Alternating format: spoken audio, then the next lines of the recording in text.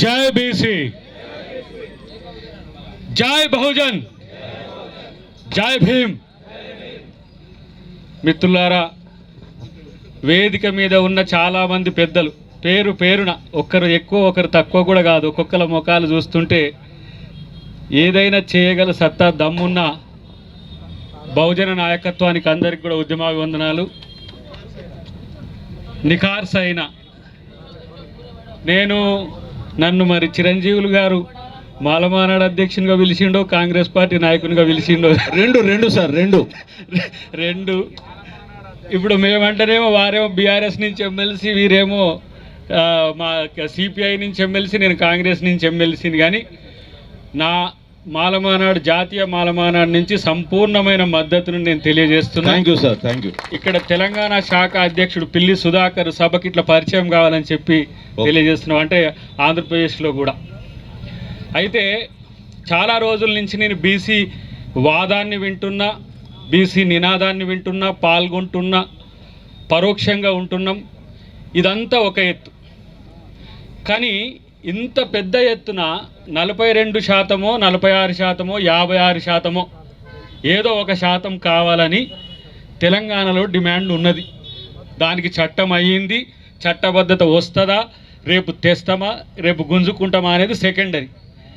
కానీ ఇది కవల పిల్లగా ఉన్న ఆంధ్రప్రదేశ్లో ఈ డిమాండ్ ఎందుకు రావట్లేదు అనేది నా యొక్క శంక. ఇప్పుడు ఇక్కడ వర్గీకరణ చట్టమైంది, అక్కడ వర్గీకరణ చట్టమైంది. ఇక్కడ చట్టాలు అక్కడ అడాప్ట్ చేసుకున్నారా? మరి బీసీలం ఇక్కడోళ్ళం అక్కడోళ్ళం చేయి జాపితే అంతటోళ్ళం కదా. మరి ఆంధ్రప్రదేశ్లో కూడా ఎందుకు రావట్లేదు అనే అంశాన్ని మీరు గమనించండి. ఎందుకంటే బీసీలకు కానీ సామాజిక ఉద్యమాలకు కానీ దక్షిణ భారతదేశం పునాది. ఒక రోజున పెరియార్ రామస్వామి నాయకర్ గారు కావచ్చు, నారాయణగురి కావచ్చు, లేదంటే అన్నాదురై కావచ్చు, ఇక్కడ జరిగిన ఎన్నో ఉద్యమాలకు దక్షిణ భారతదేశంలో ఆంధ్రప్రదేశ్ నుంచి కూడా ఎంతోమంది పెద్దలు ఉన్నారు. నేను అంటున్న కాంగ్రెస్ పార్టీ తరఫున ఒక 2 నిమిషాలు చెప్పి నేను సామాజిక ఉద్యమాల గురించి మాట్లాడతాను.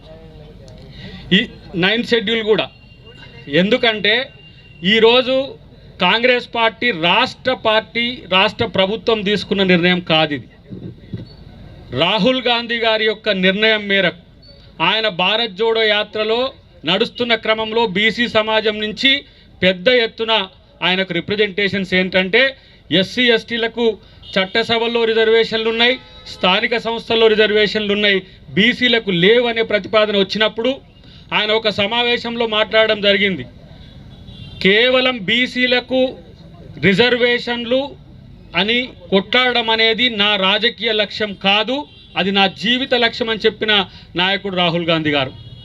ఆయన పాలించే రాష్ట్రాల్లో ఎక్కడైనా సరే బీసీలకు రిజర్వేషన్ల కొరకు పోరాటం చేయాలనే ఉద్దేశంతోనే ఈ రాష్ట్ర ముఖ్యమంత్రి గారికి ఆ అంశాన్ని బదలాయించడం జరిగింది.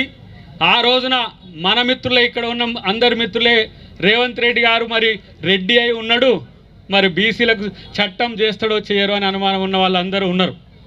ఇలా చట్టం చేసిన దాంట్లో ఎలాంటి లోపాలు ఉన్నాయో మన జస్టిస్ ఈశ్వరయ్య గారు చెప్తున్నారు. జస్టిస్ ఈశ్వరయ్య గారి ఆ సమావేశానికి కూడా పవర్ పాయింట్ ప్రజెంటేషన్ కూడా నేను పోయినా. ఆ పవర్ పాయింట్ ప్రజెంటేషన్ అంశాలని కూడా ముఖ్యమంత్రి గారి దృష్టికి తీసుకొని వచ్చినాం. ఇప్పుడు కూడా నేను ముఖ్యమంత్రి గారి నుంచే ఇక్కడికి వస్తున్నా, వారి ఇంటి నుంచే నేరుగా ఇటు వస్తున్న మిత్రులారా. నేను అంటున్నా, మా వాదానికి మీరు తోడైందనే విషయాన్ని నేను ఈరోజు చెప్పదలుచుకున్నా. ఇది కాంగ్రెస్ వాదం కాబట్టి ఈరోజు 42% అనేది ఒక్క తెలంగాణలో ఎందుకున్నది, 28 రాష్ట్రాల్లో ఎందుకు లేదని చెప్పి మనం ఆత్మపరిశీలన చేసుకోవాల్సిన అవసరం ఉన్నది. నేనంటున్న ఒక మాట, బీసీలకు చట్టసభల్లో రిజర్వేషన్లు కూడా కాంగ్రెస్ పార్టీ లక్ష్యంగా ఉంటుంది. దానికి మీరందరూ కూడా కంకణబద్దులై ఉండండి. ఒక కాంగ్రెస్ పార్టీ నాయకునిగానే కాదు, మొన్న ఓబీసీ మీటింగ్ ఢిల్లీలో జరిగినప్పుడు పెద్ద ఎత్తున ఈ రాష్ట్ర పిసిసి అధ్యక్షులు మహేష్ కుమార్ గౌడ్ గారి నేతృత్వంలోనే జరిగింది. కాంగ్రెస్ పార్టీ ఏదో పేరుకో ఓట్ల కోసమే కాదు, ఏమైంది ఎస్సీ ఎస్టీలకు సంబంధించి మేము రిగ్రెట్ అయిన అంశాన్ని చెప్తున్నా. రాహుల్ గాంధీ గారు స్వయంగా ఇచ్చిన స్టేట్మెంట్ చెప్తున్నా. ఎస్సీ ఎస్టీలకు మేము చట్టసభల్లో రిజర్వేషన్లు ఇవ్వగలిగినాం, సమాజంలో గౌరవాన్ని పెంచగలిగినాం. కానీ బీసీల విషయంలో మేము కొంత తడబడ్డం, తప్పు చేసినాం, దానికి నేను క్షమించండి అని కూడా కోరిన నాయకుడు రాహుల్ గాంధీ గారు. కాబట్టి మిత్రులారా, ఇలా ప్రతిపక్ష నాయకుడు మీతో ఉన్నాడు. 9వ షెడ్యూల్ అనే అంశం పార్లమెంటుకు సంబంధించిన అంశం కాబట్టి ఇదే మన బీసీలకు సంబంధించిన ఈ ఆర్గనైజేషనే అన్ని పార్టీల దగ్గరికి వెళ్ళండి, అన్ని పార్టీల ఎంపీలను మీరు నిలదీయండి, అవసరమైతే గల్లా పట్టుకోండి. కాంగ్రెస్ పార్టీ రిప్రజెంటేషన్ తీసుకుపోవడానికి మేము ముఖ్యమంత్రి గారిని ముందుకు తీసుకొస్తామని చెప్పి నేను తెలియజేస్తున్నా. ఏదో కేవలం స్టేట్మెంట్ల కొరకు కావద్దు, ఇంకేం చేస్తే కాంగ్రెస్ పార్టీ ఇక్కడ 42% రిజర్వేషన్లు ఇవ్వగలుగుతుంది. మనకు దమ్ముంటే రేపు చట్టసభల్లో కాకా కాలేల్కర్ కమిటీ నుంచి మొదలు పెడితే 1931 తర్వాత మండల్కు కమండల్ మూమెంట్ వచ్చినా ఇంతవరకు బీసీలకు అన్యాయం జరిగినా ఇప్పుడు గొంతు తెలంగాణ నుంచి లేస్తుంది మిత్రులారా. దానికి మేమే కారణమని మేము అనుకుంటున్నాం, లేదు మనమే కారణమని మనం అందరం అనుకుందాం ఒక పాజిటివ్ యాటిట్యూడ్తో. ఇప్పుడు సిస్టర్ అన్నది మహిళా శక్తిని కూడా కలుపుకుందాం. మీరు సామాజిక ఉద్యమాన్ని ఢిల్లీ దానికి తీసుకుపోయే ప్రయత్నం చేస్తే ప్రభుత్వ పరంగా మేము కదిలించడానికి మేము సిద్ధంగా ఉన్నామని చెప్పి సభా వేదిక మీద మీ అందరికీ నేను హామీ ఇచ్చి ప్రమాణం చేస్తున్నా. ఎందుకంటే ఇదేదో కేవలం సమావేశాలు, ఫోటోలు, లేకపోతే గతంలో కాక ఏది బజార్లకు వస్తేనే వాడు లీడర్ అయినట్టు కాదు. అలా నిజాయితీగా బీసీలందరూ కూడా క్షేత్రస్థాయి నుంచి కదులుతున్న ఉద్యమం ఇది. ప్రతి ఒక్క నాయకుడు ఈరోజు మీతో కలిసి రావాల్సిన సందర్భం. ఈ మధ్యనే నేను మందకృష్ణ మాదిగ గారు, బెల్లయ్య నాయక్ గారు కూడా దీని మీద మాలమానాడుగా, లంగ్బాడి హక్కుల పోరాట సమితిగా, తర్వాత మాదిగ దండోరా నాయకునిగా, ఒక సామాజిక ఉద్యమాలకు పెద్దపీటగా ఉన్న కృష్ణన్న మేము కలిసి కూర్చున్నాం. వాళ్ళు పెట్టిన మీటింగ్లో పోయి మాట్లాడడం కాదు, మనమే మీటింగులు పెట్టి వాళ్ళని ఆహ్వానించాల్సిన పరిస్థితి భవిష్యత్తులో ఉంటుందని చెప్పి ఒక తీర్మానం కూడా చేసుకున్న పరిస్థితిని మీరు గమనించాల్సిన అవసరం ఉంది. బీసీలు అంటే కేవలం బీసీలే కాదు, ఎస్సీ ఎస్టీలతో కలిసిన బీసీలు అనే ఒక మానసిక సంసిద్ధతను మీరు ప్రిపేర్ చేసుకోండి. ఎందుకంటే ఎవరి కొరకు ఒక్కరే కొట్టాడలే, ఒక పూలే ఇవాళ ఈ దేశంలో సామాజిక న్యాయానికి పునాదిగా ఉన్న ప్రేరణతోనే ఇవాళ అంబేద్కర్ గారు ఇంత పెద్ద నాయకుడైండు. అంబేద్కర్ పూరే వారసులమైతే బీసీలు బజార్న పడితే ఎస్సీ ఎస్టీలు చూస్తూ నవ్వరు. కాబట్టి ఎస్సీ ఎస్టీ సంఘాలను కూడా మీతో కలిసి మమేకం కండి. ఈరోజు మా విశారదనను ఎందుకు మేము అందరం గౌరవిస్తున్నామంటే ఇలాంటి ఒక మహా ఉద్యమానికి తాను తోడైండు కాబట్టి ఆ భావజాలంతో ఎస్సీలం ఉంటామనే అంశాన్ని కూడా మీరు గుర్తుపెట్టుకోండి. మాలా మాదిగనే కాదు, ఎస్టీలో ఇవాళ ఇక్కడ 33 కులాలు ఉండొచ్చు, ఎస్సీలలో 60 కులాల పైచిలకు ఉండొచ్చు. మీ యొక్క ఉద్యమాన్ని మేము బయట నుంచి చూస్తుండొచ్చు. రేపు మేము మీతో కలిసి ముందుకు నడిచే రోజులు భవిష్యత్తులో ఉన్నాయి మిత్రులారా, గుర్తుపెట్టుకోండి.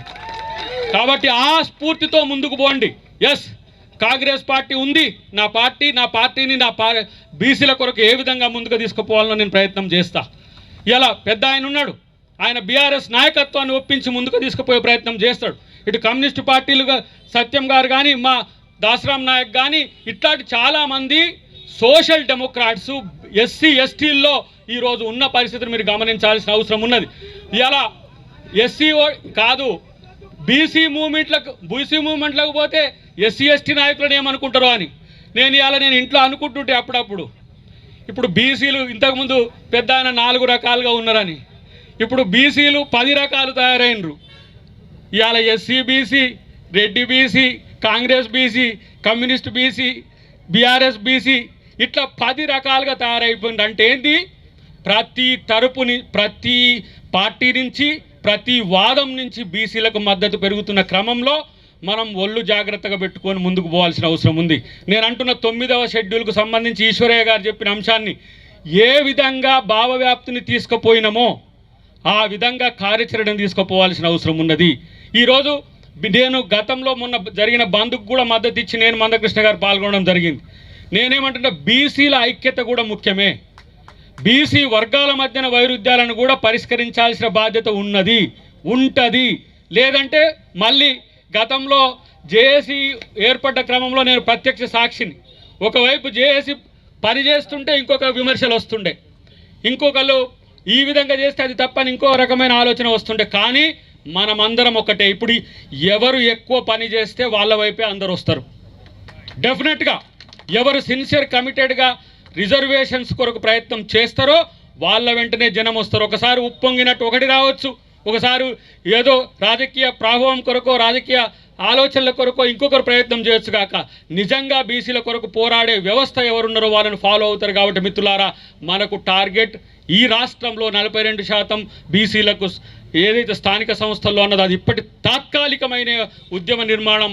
భవిష్యత్తులో చట్టసభల్లో బీసీల కొరకు మనము రిజర్వేషన్లు సాధించుకోవడమే లక్ష్యంగా ముందుకు పోవాల్సిన అవసరం ఉన్నది. అది రేపటి రోజు. దాన్ని ముందు పెట్టుకొని దీన్ని వెనుకకు నెట్టడం కాకుండా 9వ షెడ్యూలే అర్జునుడికి కాక చేప కన్నెట్లా కనపడ్డదో నేను ఇలా ప్రభుత్వంలో ఉండి కూడా మీకు హామీ ఇస్తున్నా. మీరు ఏ కార్యక్రమాలు తీసుకున్నా మేమందరం కూడా పాల్గొనడానికి సిద్ధంగా ఉన్నామని చెప్పి తెలియజేస్తూ రేపటి రోజున 9వ షెడ్యూల్ కొరకు మీరు ఇచ్చే కార్యాచరణలో మేము పాలు పంచుకుంటామని చెప్పి తెలియజేస్తూ జై బీసీ, జై బీసీ, జై భీమ్.